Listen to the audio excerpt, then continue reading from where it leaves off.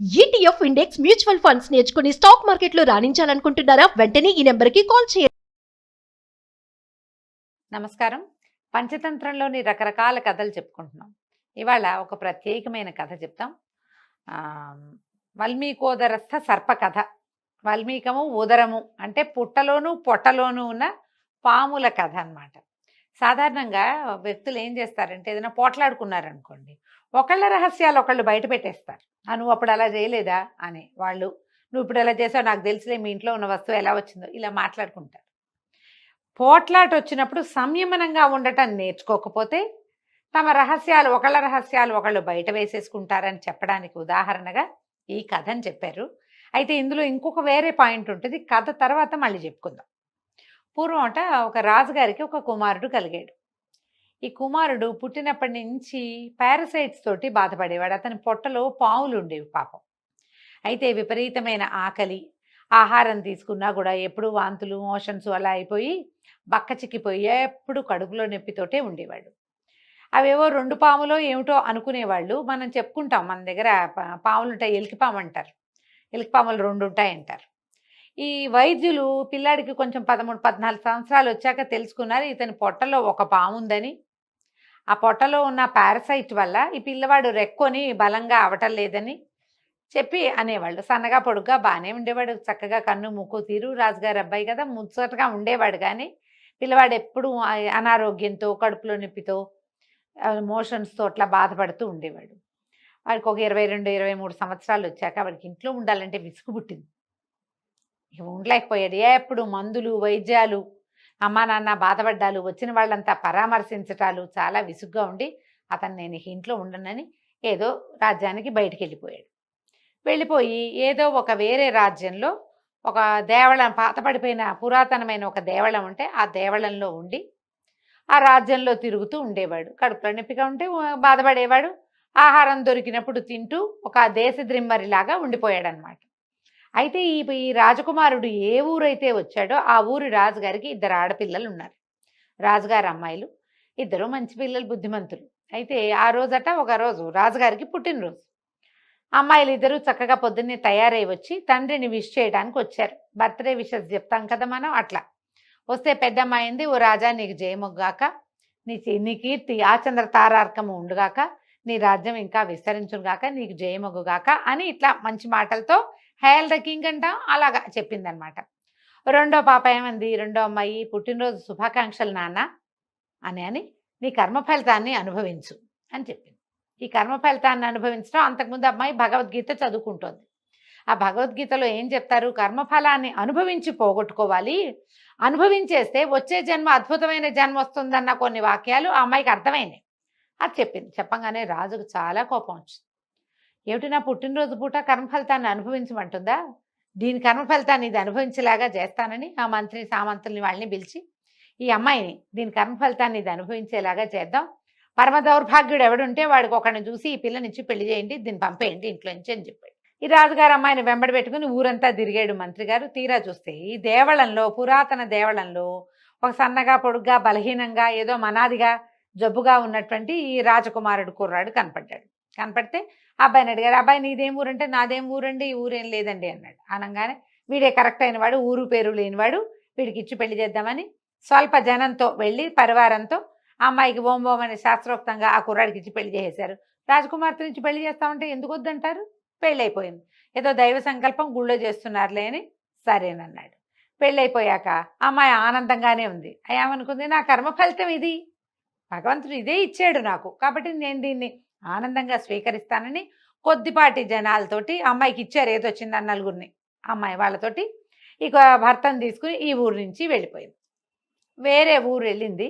ఒక చెరువు పక్కన చక్కగా ఖాళీ స్థలము, ఒక పాత దేవళము ఉంటే ఆ ఖాళీ స్థలంలో ఒక చిన్న డేరా లాంటిది వేయించుకుని భర్తను అక్కడ కూర్చోబెట్టి, ఏమంటే ఊళ్ళోకి వెళ్ళి నేను సరుకులు పట్టుకొస్తానని ఆ అమ్మాయి కాస్త ఊళ్ళోకి వెళ్ళి సామాన్లు అవి తెచ్చుకుని వస్తూ ఉంటే అమ్మాయికి ఒక విచిత్రమైన దృశ్యం కనపడింది. ఏమట, ఈ రాజకుమారుడు బాగా నిద్ర వచ్చి బయట గాలి వేస్తుందని ఓ పుట్ట పక్కన పడుకున్నాడు. ఆ చెరువు పక్కనే ఓ పుట్ట ఉంది. ఆ పుట్టలోంచి ఒక పాము బయటకు వచ్చింది. ఈ అబ్బాయి అక్కడ నిద్రపోయాడు. ఎప్పుడైతే పుట్టలో పాము బయటకు వచ్చిందో ఈ రాజకుమారుడి పొట్టలో బాగా భోజనం చేస్తూ హాయిగా ఆరోగ్యంగా ఉన్న పాము కూడా అతని నాసారంధ్రాల్లోంచి ముక్కులోంచి ఇట్లా బయటకు వచ్చిందట గాలి పీల్చడానికి. పాముల్ని ఏమంటారు, గాలి తింటాయవని చెప్తారు. సరే, ఇది ఆ పాము ఈ పాము రెండు తల్లాడిస్తూ ఒకదాన్నొకటి చూసుకున్నాయి. చూసుకుంటే ఆ పుట్టలో ఉన్న పామంది, ఓసి నీ దుంపదెగా, ఇంత చక్కటి పిల్లవాడు ఎంత బాగున్నాడు కళగా రాజకుమారుడు, వాడి పొట్టలో చేరి వాడిని ఇట్లా జబ్బు పాలు చేసావేమే, నీకేం పోయే కాలం అని ఆ పుట్టలో ఉన్న పాము అడిగింది. అడిగేసరికల్లా ఈ రాజకుమారుడి పొట్టలో ఉన్న పాము అంది, ఏమిటి, నేను చిన్నప్పటి నుంచి ఉన్నాను, వీడి పుట్టక నుంచే నేను హాయిగానే ఉన్నాను, నువ్వు మాత్రం రెండు పెద్ద పెద్ద బంగారం బిందెల బంగారం మీద కూర్చోలేదా, బంగారపు బిందెలతో బంగారం ఉంది ఈ పుట్టలో, నువ్వు కూర్చుని నువ్వు ఆనందిస్తున్నావు, నీకు మాత్రం లేదా అంటే నువ్వు అని మాట్లాడుకుని బుసలు కొట్టుకుంటున్నాయి. ఈ పాములు రెండు బుసలు కట్టుకోవటం చూసి పిల్ల హడిలిపోయింది రాజకుమార్తె. అయ్య బాబాయ్, భర్త ముక్కులోంచి ఒకటి వచ్చింది, అక్కడ ఇంకా ఇంత పెద్ద పాడగా ఉన్నాయి, ఇంకో పాము ఉంది, ఇవి రెండు కలిసి ఇతన్ని ఏం చేస్తాయో కదలకూడదని చెట్టు వెనకాల నిలబడి వింటుంటే ఏమైంది, ఈ పుట్టలో ఉన్న పామంది, వాళ్ళకి తెలియక, నీకు ఎన్నో మందులు వేసి ఉంటారు, వాళ్ళకి తెలీదు, పాత బియ్యపు గంజిని వార్చి ఆ పాత బియ్యపు గంజిలో కలి అంటాం కదా, అది ఆ గంజిలో తెల్లావాలు నూరి ఉడకబెట్టి అది గనక ఇచ్చారంటే చచ్చూరుకుంటావు నువ్వు, వాళ్ళకి తెలీదు నీ సంగతి అని పుట్టలో ఉన్న పాము ఈ పొట్టలో ఉన్న పాము తాలూకు మృత్యువుని, చావు ఎలా వస్తుందో రివీల్ చేసేసింది. వీడి ముక్కులోంచి బయటకు వచ్చింది కదా, అది మాత్రం ఎందుకు ఊరుకుంటుంది, అదేమందంటే, ఆ జనాలకు తెలియక కానీ నీ పుట్టలో వేడివేడి నీళ్లు కానీ వేడివేడి నూనె కానీ పోసారంటే కాలేది, చచ్చి ఊరుకుంటావు నువ్వు, ఆ బంగారం అంతా బయటకు వస్తుంది, హాయిగా అనుభవిస్తారు, జనాలకు తెలియక ఇట్లా చేశారు, నిన్ను వదిలిపెట్టేశారు అంటే రెండు బుస్సులు ఆడుకున్నాయి. పుట్టలో ఉన్న పాము లోపలికి వెళ్ళిపోయింది, పొట్టలో ఉన్న పాము కిందకి వెళ్ళిపోయింది, లోపలికి పొట్టలోకి వెళ్ళిపోయింది. ఈ అమ్మాయి ఏం చేసింది, మళ్ళీ బజార్ వెళ్ళి చక్కగా ఒక పెద్ద బాణలి, ఒక పేద డబ్బాడు నూనె పట్టుకొచ్చి తెచ్చుకుంది. దాంతోపాటుగా పాత బియ్యం ఎక్కడున్నాయో వెతికి, తెల్లవాళ్ళు కూడా వెతుక్కుని అవి నూరడానికి ఒక రోలు కూడా పుచ్చుకుని అన్ని సామాన్లు ఒక పండివాడితో మోయించుకుని తీసుకొచ్చి అక్కడ పెట్టి భర్తకి చెప్పింది, ఏమండి గంజి కాసిస్తాను తాగుదురుగాని అని చెప్పి చక్కగా ఆ పాత బియ్యాన్ని పొయ్యి మీద పెట్టి బియ్యం గడిగటం, చెరువు ఉందిగా పక్కనే, బియ్యం గడిగింది, ఒక కుండలో శుభ్రంగా నీళ్ళు పోసింది, పొయ్యి మీద పెట్టింది, బాగా అన్నం కొత్త అలా ఉడికాక అన్నపు గంజి వార్చి ఈ తెల్లవాళ్ళని రోలు తెచ్చిందిగా అందులో నున్నగా నూరేసేసి మెత్తగా ఆవాలు అందులో కలిపింది, ఆ గంజి కుండని ఎత్తి పొయ్యి మీద పెట్టింది. బాగా ఉడికాక భర్తకి చెప్పింది, ఇది చాలా మంచిదండి, మీ కడుపులో నొప్పి తగ్గుతుంటే ఊళ్ళో వైద్యుడు చెప్పాడని భర్తతో మొత్తం గంజి అంతా తాగిచ్చేసరికి అలా తాగిన కాసేపటికి ఇతనేమీ కడుపులో నొప్పి వస్తుంది, నేను బాత్రూమ్కి వెళ్ళాలని చెప్పాడు. పెద్ద మోషన్ అయ్యేసరికి ఆ పొట్టలో ఉన్న పాము చచ్చిపోయి ఆ మోషన్లో బయటపడిపోయింది. రాజకుమారుడు ఉత్సాహంగా తిరిగి వచ్చాడు. ఈ లోపల ఈ అమ్మాయి ఏం చేసింది, ఒక 3 రాళ్ళు పొయ్యి పెట్టింది, అంతకుముందు అన్నానికి పెట్టిందిగా, ఆ పొయ్యి మీద ఈ బాణలు ఎక్కించి దాన్ని నిండా నూనె పోసి మరగ్గా చేసింది. భర్త ఉత్సాహంగా గబగబా, అంతకుముందు ఇటా నడిచేవాడు ఈడుస్తూ స్పీడ్గా వస్తున్నాడు, పొట్ట ఖాళీ అయిపోయింది, ఆ పాము పడిపోయింది. అతనికి గంజి తాగిన ఉత్సాహం ఉంది, పొట్టలో ఉన్న నిప్పంతా తీసేసినట్టుగా ఉంది. గబగబా వచ్చాడు. రాగానే అమ్మాయింది, ఇక ఇది పట్టుకోండి బాణలి, ఈ పొట్టలో పోద్దామని చెప్పి ఆ అమ్మాయి ఏది చెప్తే అది వింటున్నాడు అతను. ఇద్దరు పట్టుకుని ఈ బాణలు పట్టుకుని ఆ పొట్టలో వేడి నూనె పోసేసరికి బుసలు వినపడ్డాయి, కానీ కాసేపటికి పాము కాస్త చచ్చిపోయింది. ఈ అమ్మాయి ఏం చేసింది, వచ్చిన పని వాళ్ళని, ఒరే పుట్ట తవ్వండిరా అంటే ఆవిడతో పాటు వచ్చిన కొద్దిపాటి పరివారం పుట్టను తవ్వేసరికి లోపల 2 పెద్ద పెద్ద బిందెలు, ఈజీగా 15 లీటర్లు బట్టే 2 బిందెలు ఉన్నాయి అందులో.